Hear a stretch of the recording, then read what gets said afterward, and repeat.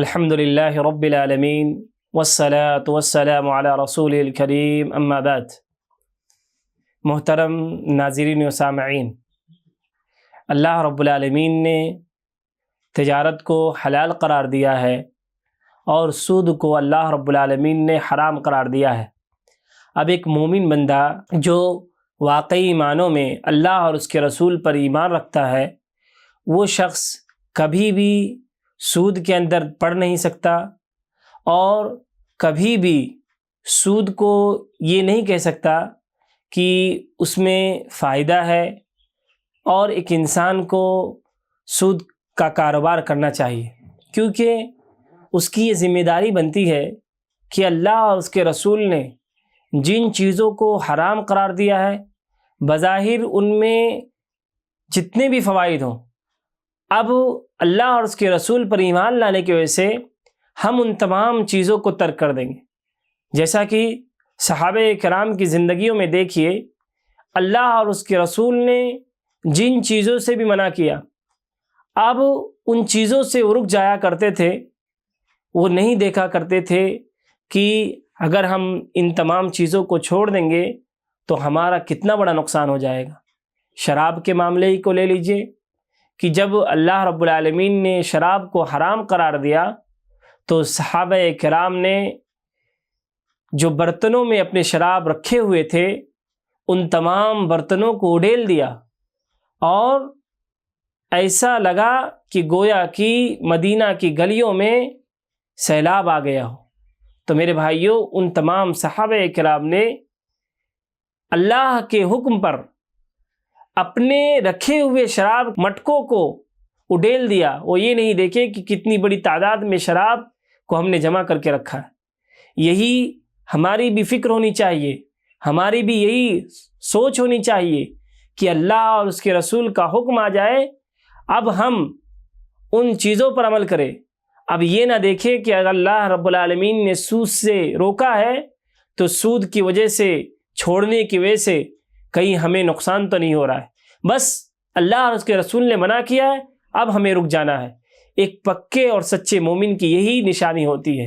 اللہ رب العالمین نے قرآن مجید کے اندر متعدد آیتوں میں سود سے روکا ہے، سود کے لینے سے اللہ رب العالمین نے روکا ہے۔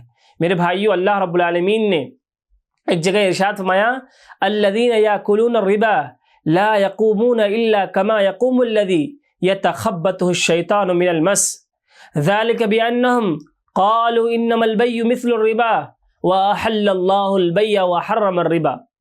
اللہ رب العالمین نے ارشاد فرمایا کہ الذین یاکلون الربا، کہ جو لوگ سود کھایا کرتے تھے، سود کا کاروبار کیا کرتے تھے، کل قیامت کے دن جب انہیں اٹھایا جائے گا تو وہ نہیں اٹھیں گے مگر اس حالت میں کہ گویا کہ شیطان نے انہیں خبتی بنا دیا ہو۔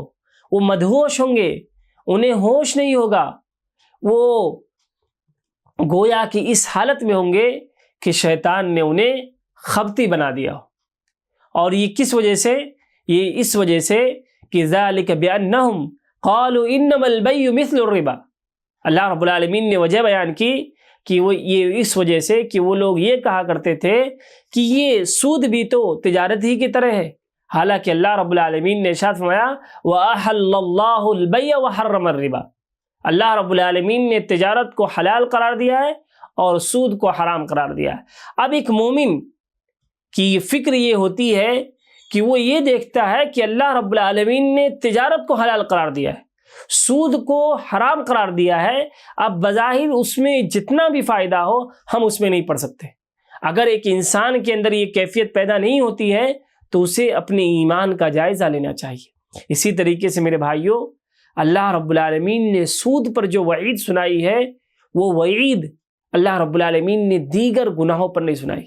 اللہ رب العالمین نے ارشاد فرمایا یا ایھا الذین آمنوا اتقوا اللہ وَذَرُوا مَا بَقِيَ مِنَ الرِّبَا إِن كُنتُم مُّؤْمِنِينَ، کہ اے ایمان والو، اللہ رب العالمین سے ڈرو اور جو سود باقی رہ گیا ہے اس سے بچ جاؤ۔ اب سودی کاروبار مت کرو، اب سود سے رک جاؤ اگر تم مومن ہو۔ اور اللہ رب العالمین نے آگے ارشاد فرمایا فَإِن لَّمْ تَفْعَلُوا فَأْذَنُوا بِحَرْبٍ مِّنَ اللَّهِ وَرَسُولِهِ، اور اگر تم ایسا نہیں کرتے ہو تو تمہیں اللہ اور اس کے رسول سے جنگ کرنے کے لیے تیار ہو جانا چاہیے۔ عبداللہ ابن عباس رضی اللہ عنہما اس آیت کی تفسیر میں فرماتے ہیں کہ اللہ رب العالمین نے سود کے علاوہ کسی بھی گناہ پر اس طریقے کی سخت وعید نہیں سنائی۔ اسی لیے اگر کوئی انسان اسلامی حکومت میں رہتا ہو اور حاکم وقت کے روکنے کے باوجود بھی وہ سود سے رکتا نہ ہو تو اس کی گردن مار دی جائے گی۔ دیکھیے میرے بھائیوں، سود کا کھانے والا وہ اسلامی حکومت کے اندر زندگی گزارنے کا حق نہیں رکھتا۔ کیوں؟ اس لیے کہ اللہ اور اس کے رسول کو اس نے جنگ کی دعوت دے دی، اور اللہ اور اس کے رسول سے جنگ کون کر سکتا ہے؟ اس لیے میرے بھائیوں، جو احباب بھی سودی لین دین میں پڑے ہوئے ہیں، اللہ کے لیے ان تمام چیزوں کو چھوڑ دیں۔ آپ صلی اللہ علیہ وسلم نے ان تمام لوگوں پر لعنت بھیجی ہے جو سود کھاتے ہیں، جو سود پر وکیل بنتے ہیں، جو سود کی گواہی دیتے ہیں اور جو سود کو لکھتے ہیں۔ راوی حدیث بیان کرتے ہیں کہ لعن رسول اللہ صلی اللہ علیہ وسلم آکل الربا وموکلہ وکاتبہ وشاہدیہ وقال ہم سوا۔ مسلم کی روایت ہے کہ آپ صلی اللہ علیہ وسلم نے لعنت بھیجی ہے سود کے کھانے والے پر، اس کے اوپر وکیل بننے والے پر، اس کی گواہی دینے والے پر اور اس کو لکھنے والے پر، اور فرمایا وقال ہم سوا، یہ تمام کے تمام برابر ہیں۔ تو جو لوگ بھی اس غلط فہمی میں ہیں کہ صرف سود کا کھانا یا سود کا لینا دینا ہی یہ حرام ہے، یہ لعنت والی چیزوں میں سے ہے، وہ اس غلط فہمی سے نکل جائے اور اپنے ذہن سے یہ بات نکال دے، کیونکہ آپ صلی اللہ علیہ وسلم نے اس کے لکھنے والوں پر بھی اور اس پر گواہی دینے والوں پر بھی، ان تمام لوگوں پر اللہ کے رسول نے لعنت بھیجی ہے جو کسی بھی طریقے سے سود کے اندر جڑتے ہیں، چاہے وہ گواہ کے طور پر جڑتے ہوں، چاہے وہ وکالت کے طور پر جڑتے ہوں، یا چاہے وہ لکھنے کے طور پر جڑتے ہو، تمام کے تمام لوگوں پر آپ صلی اللہ علیہ وسلم نے لعنت بھیجی ہے اور فرمایا کہ یہ تمام کے تمام لوگ ایک ہی ہیں۔ اسی طریقے سے میرے بھائیوں، جب اللہ کے نبی صلی اللہ علیہ وسلم نے 7 ہلاک کرنے والی چیزوں کا ذکر کیا، وہ بڑے بڑے گناہ جو ایک انسان کو ہلاک و برباد کر دیتی ہیں، جب آپ صلی اللہ علیہ وسلم نے ان گناہوں کا تذکرہ کیا تو آپ صلی اللہ علیہ وسلم نے اس میں سود کو ذکر کیا۔ راوی حدیث ابو ہریرہ رضی اللہ عنہ ہیں، کہتے ہیں کہ آپ صلی اللہ علیہ وسلم نے فرمایا اجتنبوا السبع الموبقات، کہ اے لوگو 7 ہلاک کرنے والی چیزوں سے بچو، 7 ہلاک کرنے والی گناہوں سے بچو۔ تو صحابہ کرام نے پوچھا قالوا یا رسول اللہ وما ہن، اے اللہ کے رسول اللہ، وہ کون سی چیزیں ہیں جو ایک انسان کو ہلاک و برباد کر دینے والی ہے؟ تو آپ صلی اللہ علیہ وسلم نے ترتیب سے ان گناہوں کا ذکر کیا۔ فرمایا سب سے پہلے الشرک باللہ، اللہ کے ساتھ شرک کرنا۔ دوسرے نمبر پر آپ صلی اللہ علیہ وسلم نے فرمایا والسحر، جادو۔ تیسرے نمبر پر آپ صلی اللہ علیہ وسلم نے فرمایا وقتل النفس التي حرم اللہ الا بالحق، اور ناحق کسی انسان کا قتل کرنا۔ اور چوتھے نمبر پر آپ صلی اللہ علیہ وسلم نے فرمایا واکل الربا، اور سود کا کھانا۔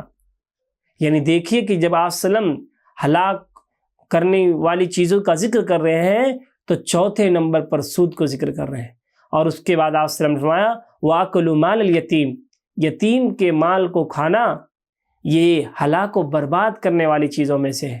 فرمایا وَالتَّوَلِّي يَوْمَ الزَّحْفِ، جنگ کے میدان سے پیٹھ پھیر کر بھاگ جانا، اور وَقَذَفُ الْمُحْسِنَاتِ الْمُؤْمِنَاتِ الْغَافِلَاتِ، پاک دامن مومنہ عورتوں پر زنا کا الزام لگانا، زنا کی تہمت لگانا۔